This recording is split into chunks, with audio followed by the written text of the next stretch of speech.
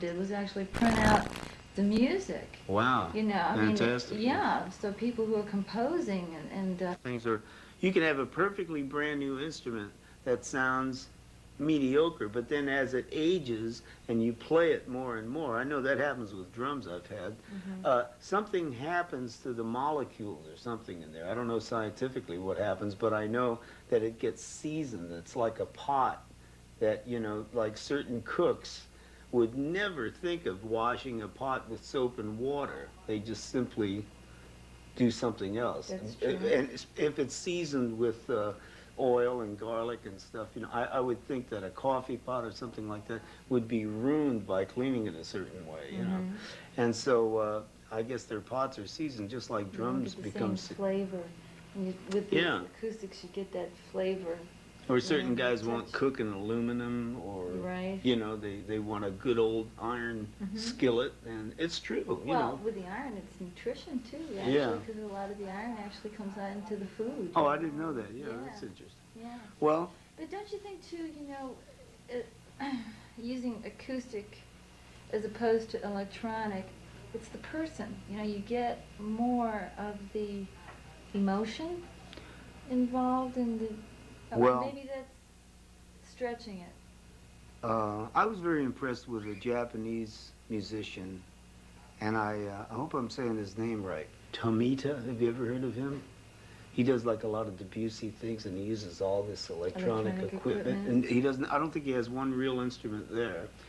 And I heard some of his work, and I thought it was just amazing. I mean, there's certain things, you know. We can't sell the electronic thing short either. There's certain things you can do with electronics that you can't do, you know, any other way. It's just impossible, you know. Yeah. But he was very successful, and I think for certain moods and films and things that they really, you know, they've gotten to the point now where they can really create all these different illusions, and, you know, and a lot of the things that go with the new TV techniques, like even when you see the news and you see all those different graphic things happening, a lot of times they use electronic music because it seems to fit with that better. Yeah, much better. So I like that. So what does that say, you know, for like I think that orchestra? I think there's no substitute for the genuine article.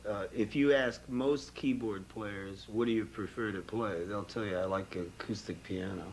Yeah, you know, they like their toys too. You know, they have a million toys. But I think when they really, like if they were to play a real tender ballad or something, I think maybe they'd really like the acoustic piano. Well, and not only for that reason, I mean for many reasons they like the acoustic piano. And it's kind of the foundation of, I guess, where they started. Although we have a lot of young people today that, like bass players, for instance, they started out playing Fender bass. They've never touched. They've never touched an acoustic bass. So to them, that would be like, whew, you know, are you kidding? I have to do all of that after I learned all of this, you know? Because it's such a big instrument and physically. Well, the drums are physically demanding too. That's another thing. The bass, the drums, when you're playing. When you're playing jazz or whatever, you guys are always, well, especially in jazz, you guys are always going, right? I mean, you're on because you are. Yeah, the rhythm section's playing no matter what's happening, generally, because the bass is really a percussive instrument. Okay, so it's bass, drums, and the piano's going most of the time too, isn't it? Yeah, I would say that overall the bass, drums, and piano are a standard trio. You know, I mean that's what I've grown up to believe. That's a standard rhythm section. You know, is comprised of piano, bass, and drums. I mean, you know, and of course then they have other kinds of trios like Nat King Cole had a trio where it was guitar, bass, and piano. And that was a popular combination, and also Oscar Peterson had that combination, and I'm sure many other people did also, but they just come to mind because they were the most famous trios that I knew when I was coming up.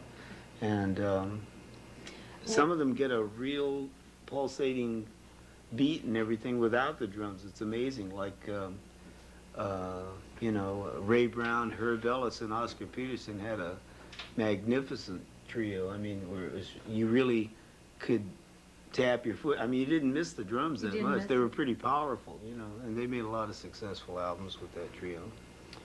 And Nat King, like I said, Nat King Cole was another one. I think his original guitar player was Oscar Moore. I don't know. You I've know, never heard of Oscar yeah, Moore, but then yeah. you know, they just tell.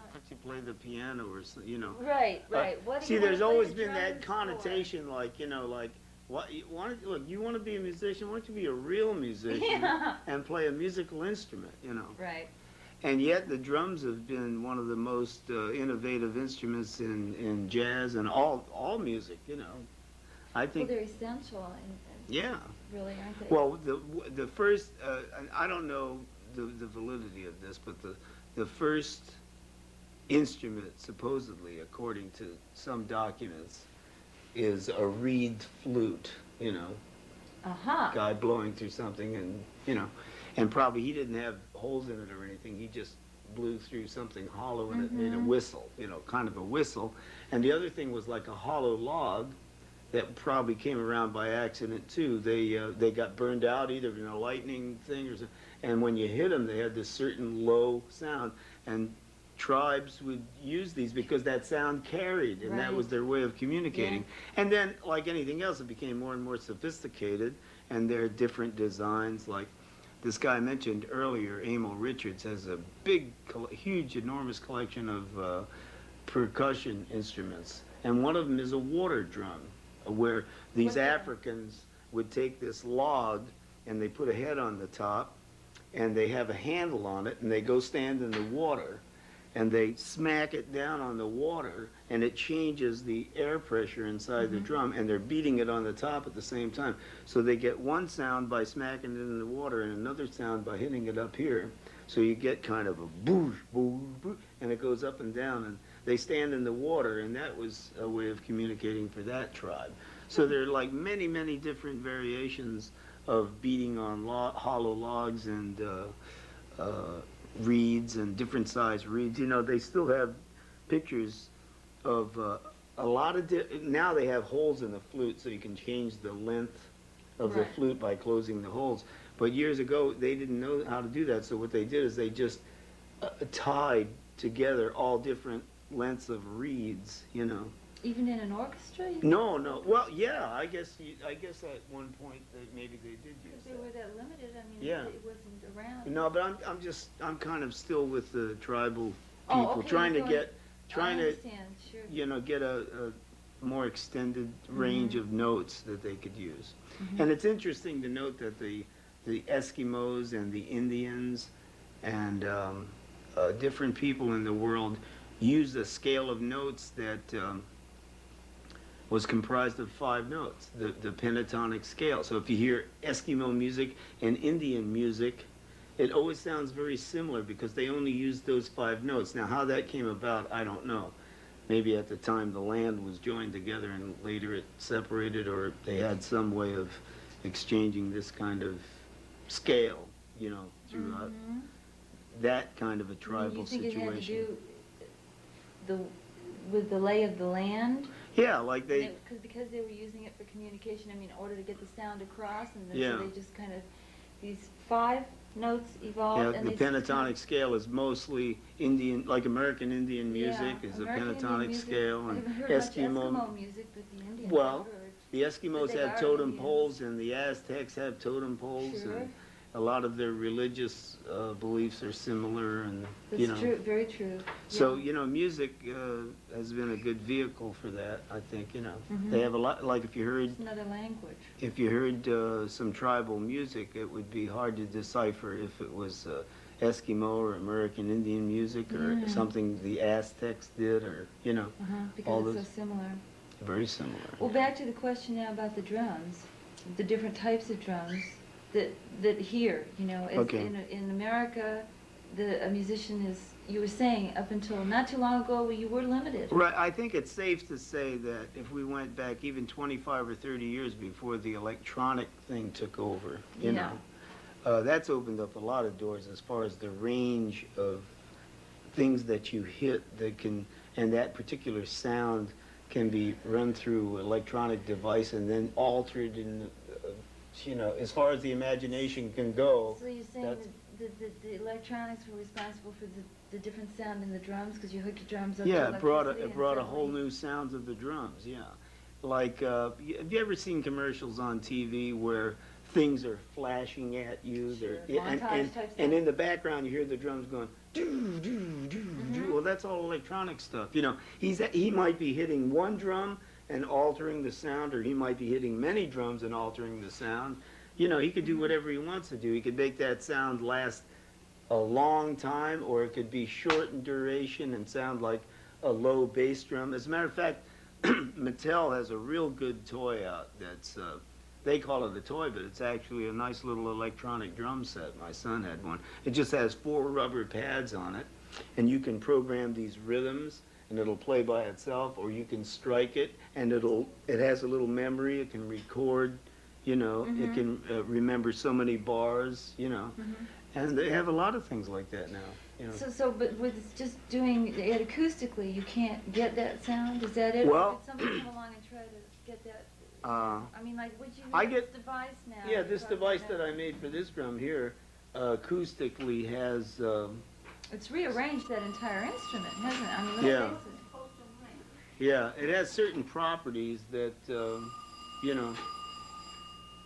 Do you want to stop or you want to go? Or Well, don't you want to wear the keys and help me down the corridor? I don't mind. Whatever you want to do is fine with me. He looks real cute in the Yeah. He looks real cute anyway. I know. Oh, My thanks. goodness.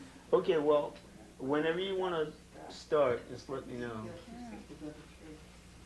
But you know Okay. what? Well, now you want to wear this? Yeah, wear your cap. Wear it. You Pizzazz. know what, I think I have to take the other wire out. How's that? The phone, not the All right. wire. Yeah. Okay. Although your hair looked really good before too. Oh. How about now? Yeah. Did I mess up my hair? No, Not that's at all. good. Looks nice. I'll wear the cap. It's a Okay, little, wear it's a the little cap. dirty, but No, no, it looks good. okay, probably the camera. Now his true hipness comes out. Yeah. Hip Frank. Okay. So how am I doing? All right? Do I make you feel comfortable? Is it? Oh, you always make me. I'm Oh, okay, always good. very All comfortable around you, Frank. Okay. You don't have to All worry. right. No. Okay. Okay, so let's talk about Okay. this is great and it's so simple. You Okay. know. Yeah. Yeah. I And- like. and it ca- and okay. it- Do we get a? Okay, now you have developed these just from it's a great little idea. Thank you. Okay. Sometimes I get in a situation where your hands start to perspire. Sure. And then, you know, it's really an odd feeling when, especially in up-tempo or something, and the stick starts leaving your hand, and no matter, you know, what you introduce in pressure and balance and everything, they seem to want to fly out of your hand. So, Has that ever happened, by the way? sure, oh, like a lot of Right. people drop sticks, So yeah, it's- yeah. That's why you ever see a drummer, and they have all this array of sticks in front of them, stuck in the drums all over the place, you know. And it's very challenging to be playing and drop a stick and recover, you know, right away without going, you know. I mean, wouldn't it be stupid to go like, oh man, I dropped this, you know, and all that music's Absolutely. going by, you know. So what you do is you just drop a stick, and they have stick caddies. They have a lot of things now Sure. that they didn't have years ago. Guys used to just put them on their bass drum, you know. Uh-huh. I still do that once in a while. But, so, you know, if you drop a stick, you retrieve another one, or you don't retrieve that one, rather you just grab another one that's handy and you Yeah. continue. This really prevents that, I found out. Not only that, this kind of plastic or rubber, whatever this is made out of, seems to absorb any excess moisture. Uh-huh. Although last night I had another problem. The humidity was real low, and my hands were so dry and slick, I was dying for something to moisten them so that the sticks wouldn't go away. So what, you know, this works in both cases, you Uh-huh. know. Well, aren't they removable, though? Yeah, you can slide them. on You can and slide them up and down. You know, to see where the action in the stick happens is called the fulcrum. You know, where all the Right. business is going on. Okay, so when you play, everybody has a different place to hold the stick where they feel comfortable.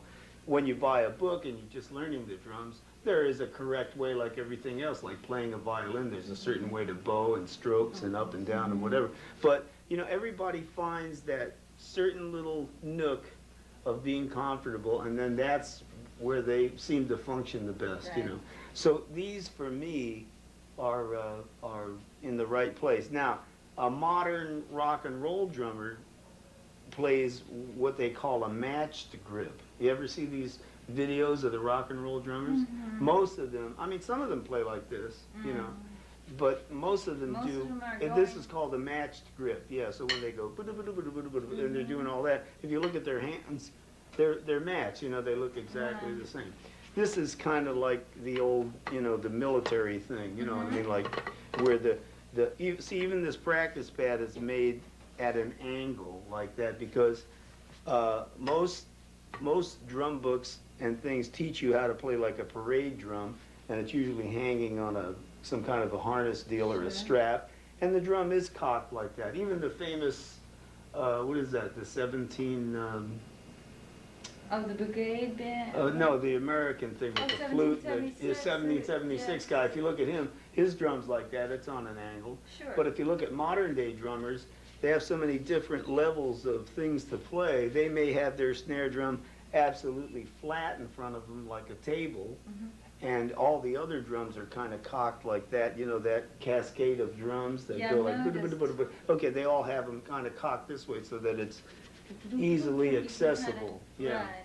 I suppose it's got to be more comfortable to have that kind of Yeah. arm movement, huh? Rather than that constant. Well, Buddy Rich, you know, when you watch him play, everything is very scientific that he's doing. He makes it look very natural and wonderful, Certainly but does. if he's playing, you know, he might be playing two separate cymbals like this, and if you notice, the motion that he's doing is very economical, you know. You can tell, like sometimes when I'd give lessons, I'd have the guy set up his drums, and he'd have everything in such an odd place that you'd play 5 minutes, you'd be exhausted because all these muscles are brought into use just keeping your arms up here to reach all this stuff, you know.